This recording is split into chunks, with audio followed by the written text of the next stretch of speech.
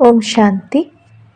19শে December 2024 প্রাত Murali বাপদাদা মধুবান। মিষ্টি বাচ্চারা, এই পুরুষোত্তম সঙ্গম যুগ হলো ট্রান্সফার হওয়ার যুগ। তোমাদের এখন কনিষ্ঠ থেকে উত্তম পুরুষ হতে হবে। প্রশ্ন: বাবার সাথে সাথে কোন বাচ্চাদের মহিমা গাওয়া হয়? উত্তর: যারা টিচার হয়ে অনেকের কল্যাণ করার নিমিত্ত হয়, বাবার সাথে সাথে তাদেরও মহিমা গাওয়া হয়। করণ করাবান হার বাবা বাচ্চাদের দিয়ে অনেকের কল্যাণ করান, তাই বাচ্চাদেরও মহিমা হয়ে যায়। বলে থাকে, বাবা অমুকে আমার উপরে খুব দয়া করেছে, যার ফলে আমরা কি থেকে কি হয়ে গেছি। টিচার হওয়া ছাড়া আশীর্বাদ পাওয়া যায় না। ওম শান্তি।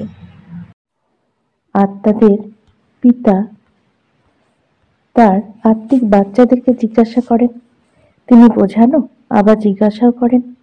বাবাকে এখন বাচ্চারা জেনেছে, যদিও কেউ কেউ সর্বব্যাপীও বলে, কিন্তু তার পূর্বে তো বাবাকে জানতে হবে, তাই না? যে বাবাকে চিনে তারপর বলতে হবে যে বাবা নিবাসস্থান কোথায়। বাবাকে জানেই না তো তার নিবাসস্থান কিভাবে জানবে? বলে দেয়, তিনি তো নামরূপের থেকে পৃথক, অর্থাৎ তিনিই নেই। তাহলে যে নেই তার থাকার জায়গা সম্বন্ধে কিভাবে চিন্তা করা যেতে পারে? বাচ্চারা, এই কথা তোমরা এখনই জানো। বাবা তো প্রথমে নিজের পরিচয় দিয়েছেন, তারপর তার থাকার স্থান সম্বন্ধে বুঝিয়েছেন। বাবা বলেন, আমি তোমাদের এই রথের সাহায্যে পরিচয় দিতে এসেছি। আমি তোমাদের সকলেরই পিতা, যাকে পরম পিতা বলা হয়। আত্মাকে কেউই জানে না। বাবার নাম, রূপ, দেশ, কাল যদি না থাকে, তাহলে বাচ্চারা কোথা থেকে আসবে? বাবাই যদি নাম রূপের থেকে পৃথক থাকেন, তাহলে বাচ্চারা কোথা থেকে আসবে? বাচ্চারা যখন আছে তখন অবশ্যই বাবাও আছেন, তাই এই কথা প্রমাণিত হয় যে তিনি নাম রূপ থেকে পৃথক নন। বাচ্চাদেরও নাম রূপ আছে, সে যতই সূক্ষ্ম হোক না কেন। আকাশ সূক্ষ্ম হলেও তার নাম তো আকাশ। যেমন এই মহাশূন্য সূক্ষ্ম, তেমনি বাবাও খুবই সূক্ষ্ম। বাচ্চারা বর্ণনা করে এক ওয়ান্ডারফুল তারা, যিনি এনার মধ্যে প্রবেশ করেন, যাকে আত্মা বলা হয়। বাবা তো থাকেন পরম ধামে, সে হলো তার থাকার স্থান। উপরে তো দৃষ্টি যায়, তাই না? আঙ্গুল দিয়ে উপরে ইশারা করে মানুষ স্মরণ করে, তাহলে যাকে স্মরণ করে সে নিশ্চয়ই কোনো বস্তু নয়। পরম পিতা পরমাত্মা তো বলা হয়, তাই না? তার নাম রূপ থেকে পৃথক বলা, একে অজ্ঞানতা বলা হবে। বাবাকে জানা, একে জ্ঞান বলা হয়। তোমরা এও বুঝতে পারো যে আমরা পূর্বে অজ্ঞানী ছিলাম, বাবাকে জানতাম না আর নিজেদেরও জানতাম না। এখন তোমরা বুঝতে পারো আমরা আত্মা, শরীর নই। আত্মাকে অবিনাশী বলা হয়, তাহলে অবশ্যই কোনো জিনিস, তাই না? অবিনাশী কোনো নাম নয়। অবিনাশী অর্থাৎ যার বিনাশ হয় না, তাহলে অবশ্যই কোনো বস্তু। বাচ্চাদের খুব ভালোভাবে বোঝানো হয়েছে যে মিষ্টি মিষ্টি বাচ্চারা, যাদের বাচ্চা বাচ্চা বলা হয়, সেই আত্মারা হলো অবিনাশী। একথা আত্মাদের বাবা পরম পিতা পরমাত্মা বসে বোঝান। এই খেলা একবারই হয়, যখন বাবা এসে বাচ্চাদের নিজের পরিচয় দেন। তিনি বলেন, আমিও হলাম পাঠধারী, আমি কিভাবে পাঠ প্লে করি এ কথাও তোমাদের বুদ্ধিতে আছে। তিনি পতিত আত্মাদের নতুন পবিত্র বানান, তাই তোমরা ওখানে শরীরে ফুলের মতো পাও। এ কথা তো বুদ্ধিতে আছে, তাই না? তোমরা এখন বাবা বাবা বলে থাকো, এখন এই পাঠ চলছে। আত্মা বলে, বাবা এসেছে আমাদের, অর্থাৎ বাচ্চাদের শান্তিধামে নিজের ঘরে ফিরিয়ে নিয়ে যাওয়ার জন্য। শান্তিধামের পরে হলো সুখধাম, শান্তিধামের পরে দুঃখধাম হতে পারে না। নতুন দুনিয়াতে সুখী সুখ বলা হয়। এই দেবী দেবতারা যদি চৈতন্য হতো আর এদের যদি কেউ জিজ্ঞাসা করতো তোমরা কোথায় থাকতে, তাহলে বলতো আমরা স্বর্গের অধিবাসী। এখন এই জড় মূর্তিরা তো তা বলতে পারবে না। তোমরা বলতে পারো যে আমরা প্রকৃতপক্ষে স্বর্গে থাকা দেবী দেবতা ছিলাম, তারপর 84 জন্মের চক্র অতিক্রম করে এখন সঙ্গম যুগে এসেছি। এ হলো ট্রান্সফার হওয়ার পুরুষোত্তম সঙ্গম যুগ। বাচ্চারা জানে আমরা অনেক উত্তম পুরুষ হই। আমরা প্রতি 5000 বছর অন্তর শতপ্রধান তৈরি হই। শতপ্রধানও নম্বর অনুসারে বলা হবে, তাই এই সম্পূর্ণ পাঠ আত্মাই পেয়েছে। অহম আত্মা অর্থাৎ আমি আত্মা, এই পাঠ পেয়েছি। আমি আত্মায় 84 জন্মগ্রহণ করি। আমি আত্মা উত্তরাধিকারী। উত্তরাধিকারী সর্বদা পুত্র হয়, কন্যা নয়। তাই এখন বাচ্চারা এই কথা তোমাদের পাক্কা বুঝতে হবে যে আমরা সকল আত্মাই হলাম পুরুষ।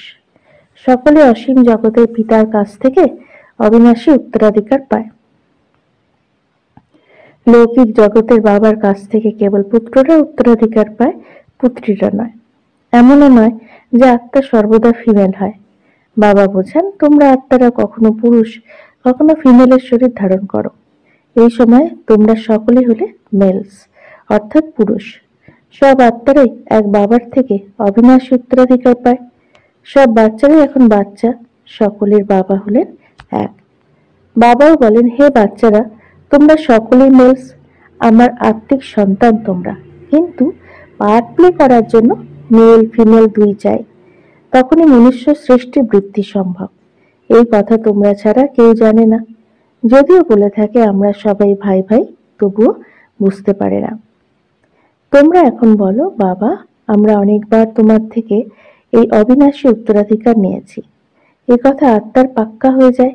আত্মা অবশ্যই তার বাবাকে স্মরণ করে, ও বাবা, দয়া করো। বাবা, এখন তুমি এসো, আমরা সকলেই তোমার সন্তান হব। দেহ সহ দেহের সব সম্বন্ধ ত্যাগ করে আমরা আত্মারা তোমাকে স্মরণ করব। বাবা বুঝিয়েছেন, নিজেকে আত্মা মনে করে আমি তোমাদের বাবা, তোমরা আমাকে স্মরণ করো। বাবার থেকে আমরা কিভাবে অবিনাশী উত্তরাধিকার পাই, আর প্রতি 5000 বছর অন্তর আমরা কিভাবে দেবতায় পরিণত হই, এও তো জানা চাই, তাই না? স্বর্গের উত্তরাধিকার কার থেকে পাওয়া যায়, এ তোমরা এখনই বুঝতে পারো। বাবা তো আর স্বর্গবাসী নন, তিনি বাচ্চাদেরই স্বর্গবাসী করেন। তিনি নিজেই নরকে আসেন। তোমরাও বাবাকে এই নরকেই ডাকো যখন তোমরা তমপ্রধান হও। এ তো তমপ্রধান দুনিয়া।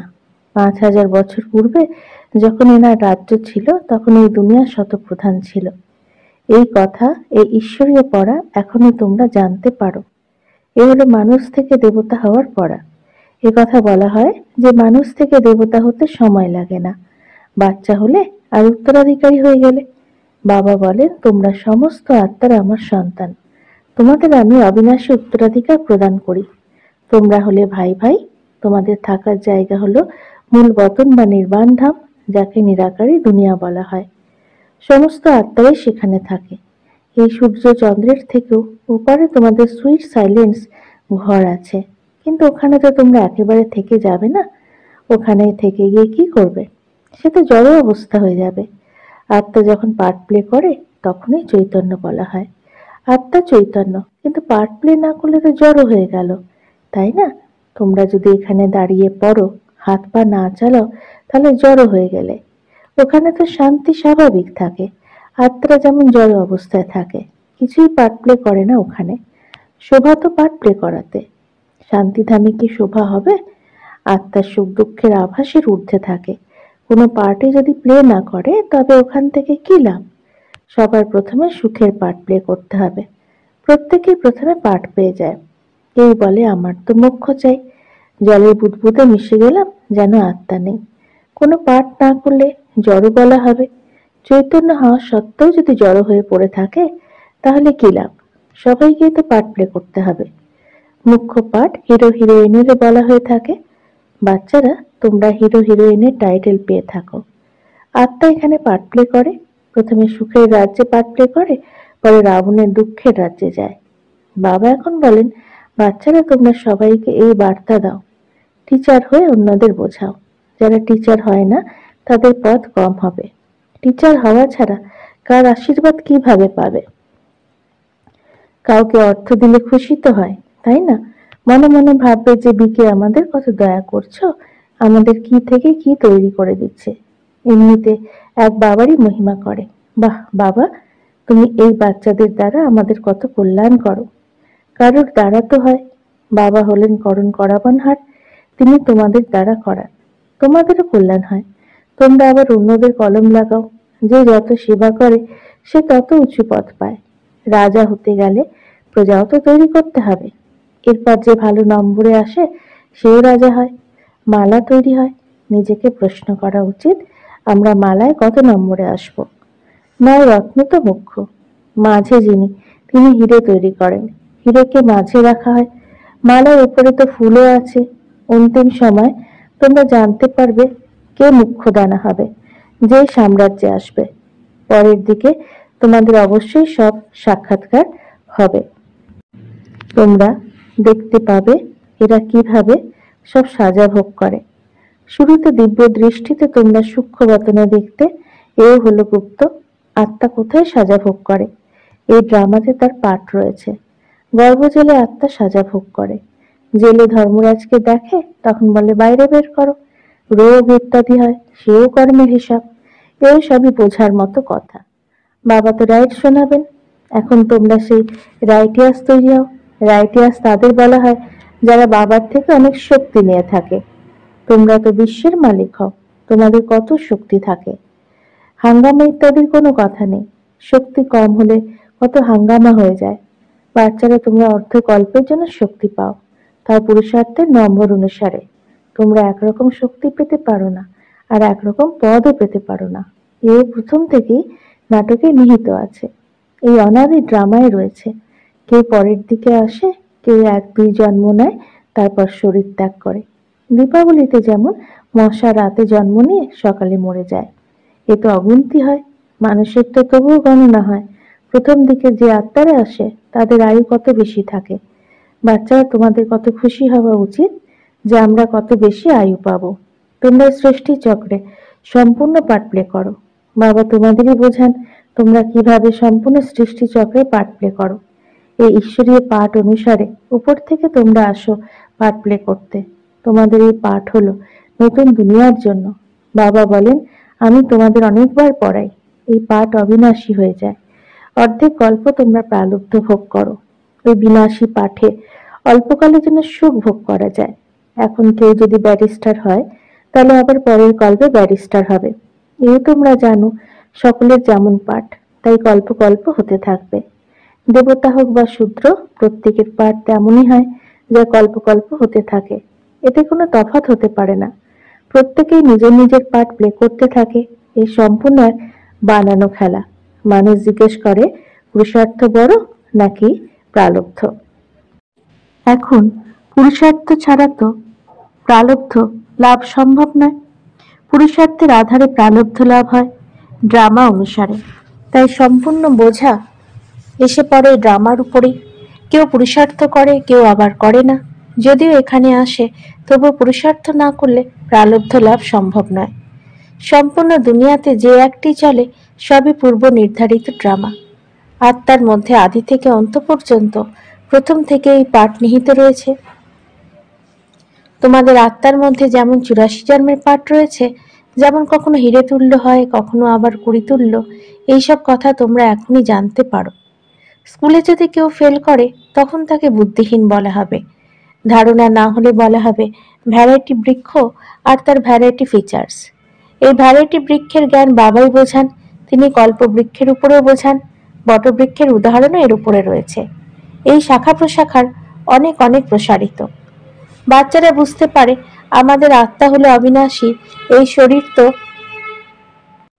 বিনাশ হয়েই যাবে। আত্মাই ধারণা অর্জন করে, আত্মাই 84 জন্মগ্রহণ করে, এই শরীর তো বদলে যায়। আত্মা একই থাকে, আত্মাই ভিন্ন ভিন্ন শরীর ধারণ করে পার্ট প্লে করে। এ তো নতুন কথা। বাচ্চারা, তোমরা এখন এই জ্ঞান পেয়েছ, পূর্ব কল্পে এইভাবে বুঝতে পেরেছিলে। বাবাই ভারতেই আসেন, তোমরা সবাইকে ঈশ্বরীয় বার্তা দিতে থাকো। এমন কেউ থাকবে না যে এই বার্তা পাবে না। ঈশ্বরীয় বার্তা পাওয়ার অধিকার সবার। তারপর বাবার থেকে অবিনাশী উত্তরাধিকারও নেবে। তারা কিছু তো শুনবেই, কারণ তারাও যে বাবার সন্তান। বাবা বোঝান, আমি তোমাদের অর্থাৎ আত্মাদের পিতা।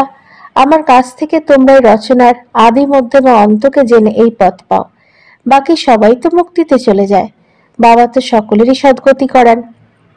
মানুষ গেয়ে থাকে, ওহো বাবা, তোমার লীলা কি লীলা, কেমন লীলা। এ হলো পুরনো দুনিয়া পরিবর্তনের লীলা। এই কথা তো জানা উচিত, তাই না?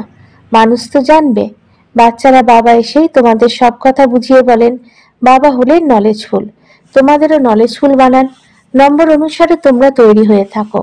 যারা স্কলারশিপ নেবে তাদেরকে নলেজফুল বলা হবে। আচ্ছা, মিষ্টি মিষ্টি হারানিধি বাচ্চাদের প্রতি মাতা পিতা বাপ দাদার স্মরণে স্নেহ সুমন আর ভালোবাসা এবং সুপ্রভাত। আত্মাদের পিতা তার আত্মারূপী বাচ্চাদেরকে জানাচ্ছেন নমস্কার। আমাদেরও বাপদাদাকে ধন্যবাদ। নমস্কার। ধারণার জন্য মুখ্য সার: 1. সদাই স্মৃতিতে থাকতে হবে আমরা আত্মারা হলাম মেল। আমাদের বাবার থেকে সম্পূর্ণ অবিনাশী উত্তরাধিকার নিতে হবে। মানুষ থেকে দেবতা হওয়ার পাঠ পড়তে হবে এবং পড়াতেও হবে। 2. সম্পূর্ণ দুনিয়ায় যা কিছু এক চলছে সেই সবই হলো পূর্বরচিত ড্রামা। এতে পুরুষার্থ আর প্রারব্ধ দুই নির্ধারিত রয়েছে। পুরুষার্থ ছাড়া প্রারব্ধ লাভ সম্ভব নয়, এই কথা খুব ভালোভাবেই বুঝতে হবে। বরদান: যে কোনো সেবা সত্যিকারের মন দিয়ে বা একাগ্রতার সাথে করে সত্যিকারের আধ্যাত্মিক সেবাধারী ভব। যে সেবাই করা হোক তা প্রকৃত মন নিয়ে বা একাগ্রতার সাথে করলে তার 100 মার্কস প্রাপ্ত হয়। সেবাতে যেন বিরক্তি না আসে, সেবা করতে হয় তাই করছি এরকম যেন না হয়। তোমাদের সেবাই হলো ভিখারিকে রাজা বানানো, সবাইকে সুখ প্রদান করা, আত্মাদেরকে যোগ্য আর যোগী বানানো, অপকারের উপরে উপকার করা, সঠিক সময়ে প্রত্যেকের সাথ বা সহযোগ দেওয়া। এইরকম সেবা যারা করে তারাই হলো সত্যিকারের আধ্যাত্মিক সেবাধারী। স্লোগান: পবিত্রতাই হলো ব্রাহ্মণ জীবনের নবীনত্ব, এটাই হলো জ্ঞানের ফাউন্ডেশন। ওম শান্তি।